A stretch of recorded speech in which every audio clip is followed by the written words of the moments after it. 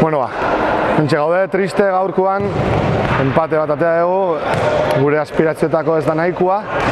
Bueno, partida oso ongi hasiegu, oso kontzentratuak, lehenengo zati osua primerakoa izan da, eta abantaila handiekin jungea deskansoa, baina deskansotik atea, eta behaiek hasi dira sinisten, gero eta presio altuagoa egiten, eta lehenengo gola sartu dutenean 4 bat jarri dira, eta dudak sartu dira. 5 faltakin jarri dira ere, eta hanka sartzea egora horretan ez da erresa, eta partidoko momentu zailenetan jungea golak jasotzen, 4-4 jarri arte.